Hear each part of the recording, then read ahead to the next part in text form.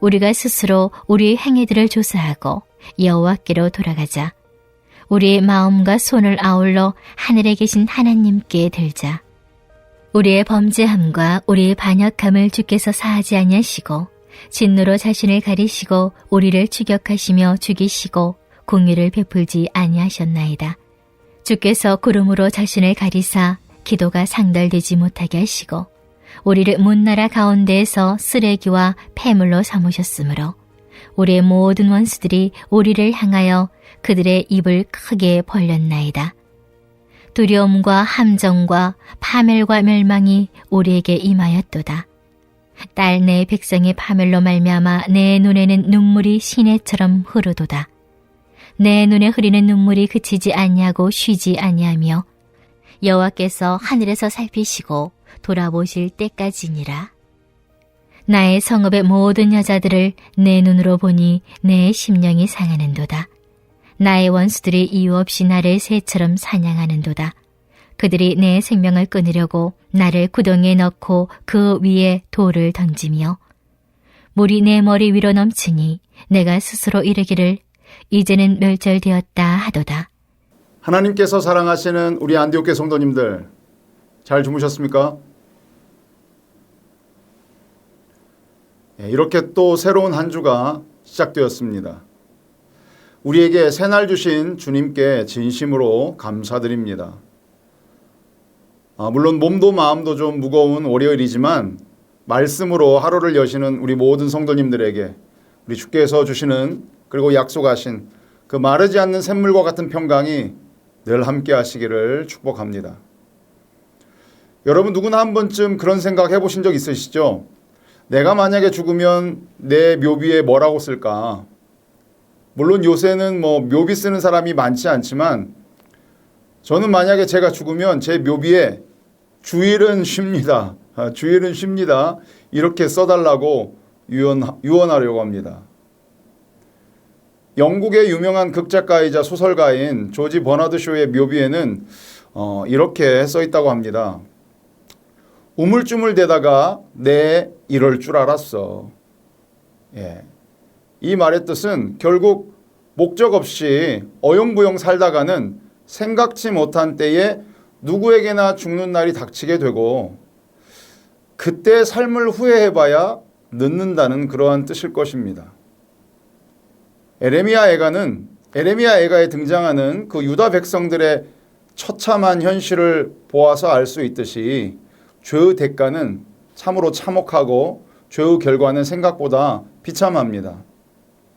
죄를 깨닫고 뉘우치고 회개하고 바로 돌이켜야 하는데 그렇지 못하고 죄의 유혹에 빠져서 주님과 점점 멀어지고 죄를 끊겠다고 결단하지 못하고 우물쭈물 어영부영 죄와 짝하고 양다리 걸친 신앙으로 살다가는 주님의 심판의 날이 도적같이 이르게 될 것이고 그때 후회해봐야 늦는다라고 하는 것입니다. 하나님의 심판의 고통을 경험하고 탄식하고 있는 에레미야는 오늘 본문에서 여호와께 돌아가자 이렇게 호소합니다. 이것이 정답이죠. 주님께 돌아가는 것만이 결국 죄의 고통으로부터 해방되는 것이기 때문입니다.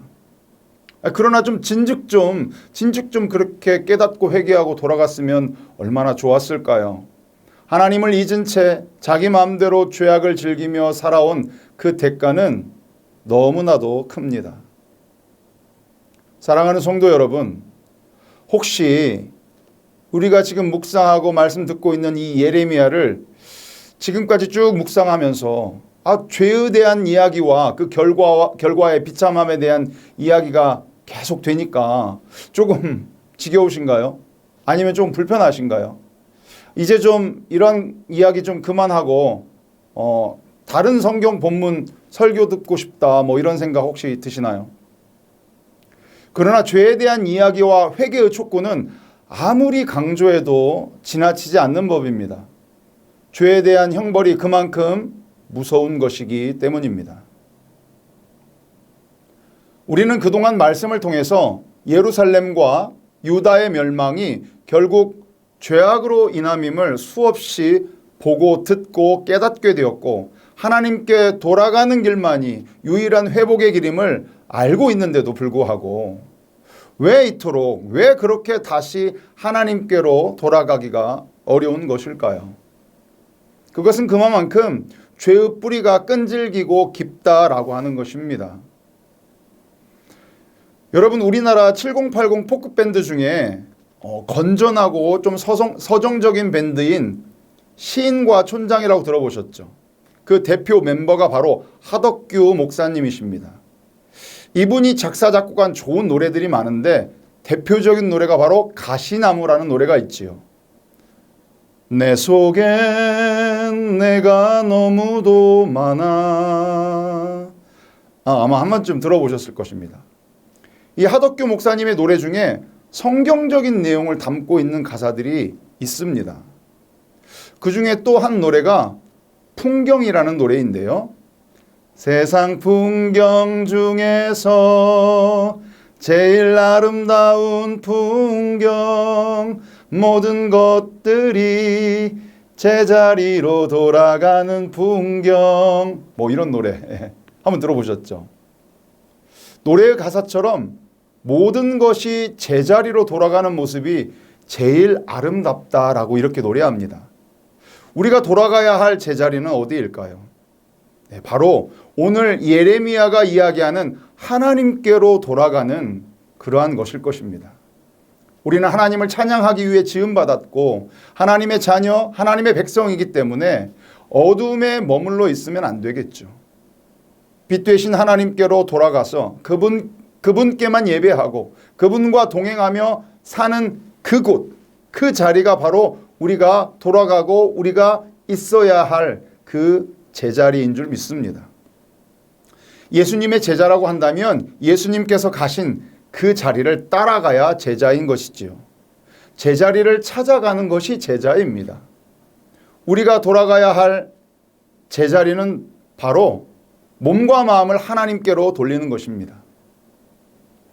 이렇듯 죄의 문제의 해결 방식은 결국 내 생각과 내 고집과 내 방식대로에 살았던 그 모든 삶들을 다 내려놓고 두 손 두 발을 다 들고 주님께 백기투항하고 복종하는 것입니다. 복종이라는 말이 조금 싫으신가요? 그러나 하나님께 복종해야 복된 종이 되는 것입니다. 복종은 복된 종이 되는 것입니다. 우리 한번 따라서 해볼까요? 복종하면 복된 종이 된다. 할렐루야. 네. 오늘 본문은 하나님께 회개하지 않고 하나님께 돌아가지 않고 하나님 중심이 아닌 악한 인간의 본성대로 사는 자들에게 임하는 죄의 결과를 적나라하게 묘사하고 있습니다. 하나님과 멀어져서 불순종하고 우상을 숭배하고 그 죄 가운데 거하기를 즐겨할 때 우리에게 닥치는 그 여러 가지 상황과 문제들에 대해서 네 가지로 말해주고 있습니다. 첫째 문제는 무엇이냐면 기도의 문이 막힌다는 것입니다. 우리 44절의 말씀 다 함께 같이 읽어보겠습니다. 주께서 구름으로 자신을 가리사 기도가 상달되지 못하게 하시고, 우리의 기도가 하나님께 상달되지 않는다는 것입니다. 기도는 하나님과의 대화인데 하나님과 소통의 길이 막혀버리면 더 이상 우리가 살아갈 수 있는 그 힘을 공급받을 수 없겠죠. 기도가 막히면 하나님과 그나마 있던 그 연결고리마저 끊어지는 것입니다. 둘째, 세상 사람으로부터 쓰레기 취급당하고 그들이 입을 크게 벌려 우리를 조롱한다는 것입니다. 45절과 46절의 말씀 우리 다 함께 읽어보겠습니다. 우리를 문 나라 가운데서 쓰레기와 폐물로 삼으셨으므로 우리의 모든 원수들이 우리를 향하여 그들의 입을 크게 벌렸나이다. 아멘. 우리가 있어야 할 그 제자리에 있지 않고 세상과 구별되지 않고 그렇게 세상과 짝해서 살다 보면 세상 사람들에게 복음을 전할 수 있는 그 동력을 잃게 되는 것입니다. 세상 사람들이 그렇게 이야기하겠죠. 뭐 믿는 사람도 똑같네. 아이 믿는 사람들이 더하네. 이런 말을 듣게 되는 것입니다. 그리스도인은 구별되어야 합니다. 조금 손해를 보더라도 정직해야 합니다. 조금 불편하더라도 질서를 지켜야 합니다. 우리가 조금 늦더라도 양보할 수 있어야 합니다. 우리가 죄 가운데 있을 때 우리에게 나타나는 세 번째 특징은 참 평안이 사라진다는 것입니다. 47절의 말씀 우리 다 함께 읽어보겠습니다. 두려움과 함정과 파멸과 멸망이 우리에게 임하였도다. 두함파멸, 네, 죄의 끝은 결국 두함파멸입니다. 두려움, 함정, 파멸, 그리고 멸망입니다. 죄의 길에서 돌이키셔야 합니다. 뭐 지금은 아무 일도 일어나지 않는 것 같이 보여도 하나님이 우리 기도를 막으시고 세상이 우리를 조롱하게 되면 그때는 이미 늦습니다. 댐이 무너지듯이 우리의 삶이 무너져 버리고 두려움과 함정과 파멸과 멸망이 우리를 덮치게 될 것입니다. 52절과 54절에서는 더 무서운 말씀이 기록되어 있습니다. 나의 원수들이 이유 없이 나를 새처럼 사냥하는도다. 원수들이 이유 없이 우리를 새처럼 사냥한다는 거예요. 생명을 끊으려고 구덩이에 넣고 그 위에 돌을 던지고 물속에 수장시켜 버린다는 것입니다. 이 얼마나 끔찍한 최후입니까? 이거 무슨 뭐 조폭 영화에서나 나올 법한 그러한 표현들이 52, 53, 54절에 등장하고 있습니다. 그만큼 하나님께 반역하고 자신들의 죄악을 끊지 않는 그 완악함으로 인한 죄의 대가는 참혹하다는 것입니다. 이것이 하나님께 불순종하고 하나님을 멀리 떠난 자들의 최후입니다. 여러분, 돌이키셔야 합니다. 하나님께로 돌아가십시오. 우리가 가야 할 그 제자리로 돌아가야 됩니다. 시간이 그렇게 많지 않습니다.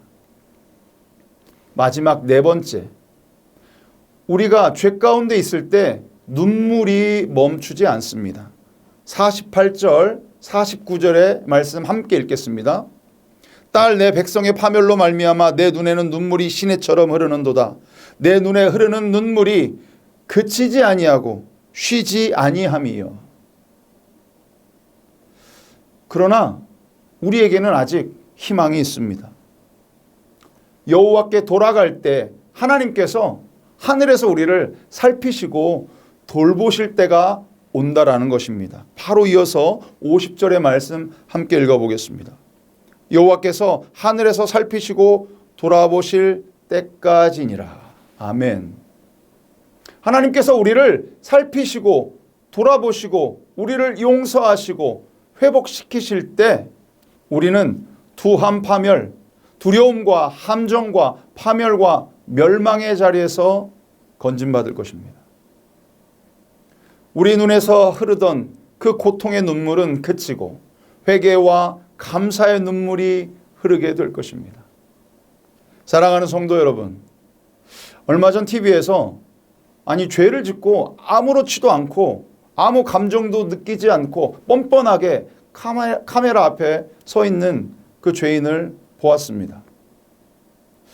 혹시 우리도 죄를 짓고 하나님 앞에서 강팍하고 완고한 마음으로 죄책감을 느끼지 못하고 뻔뻔하게 그렇게 살고 있지는 않습니까? 돌이키고 회개하는 것은 그 자신의 죄가 얼마나 끔찍하고 하나님 앞에서 부끄러운 일인지를 자각하는 것에서 시작됩니다. 변명하거나 핑계대지 말고 자신의 잘못을 있는 그대로 인정하고 드러내고 용서를 구해야 하는 것입니다. 그것이 회복되는 길입니다. 더 늦기 전에 우리의 죄악을 고백하며 두 손 들고 항복하고 하나님께로 돌아가야 될 줄 믿습니다. 말씀을 하나 읽고 마치도록 하겠습니다. 오늘 말씀에서 묘사된 하나님은 우리의 기도도 받지 않으시고 죄에 대해서 무섭게 형벌을 내리시는 그 진노와 심판의 하나님으로 많이 묘사되어 있습니다. 그럼에도 불구하고 여전히 우리 하나님은 인내와 사랑의 하나님이십니다. 베드로후서 3장 9절의 말씀, 우리 중요한 말씀이니까 다 같이 한번 찾아서 함께 읽어보도록 하겠습니다. 주의 약속은 어떤 이들이 더디다고 생각하는 것 같이 더딘 것이 아니라 오직 주께서는 너희를 대하여 오래 참으사 아무도 멸망하지 아니하고 다 회개하게 이르기를 원하시느니라. 아멘. 하나님은 우리가 주께 돌아오기를 지금도 대문 밖에서 그 아버지의 심정으로 기다리고 계십니다. 이제나 저제나 돌이킬까? 이제나 저제나 돌아올까? 안타까운 마음으로 기다리고 우리를 위해서 기도하고 계십니다. 주님의 음성에 귀 기울이시고 주님의 부르심에 응답하시고 반응하시고 회개하시고 하나님께로 돌아가시는 저와 여러분 되시기를 진심으로 바라겠습니다. 아멘. 이 시간 오늘 주신 말씀을 우리 한번 붙들고 생각하고 묵상하면서 다 함께 회개하고 또 이제는 주님께 돌아가서 하나님 영광 위에서 살겠다고 다짐하며 함께 기도하겠습니다.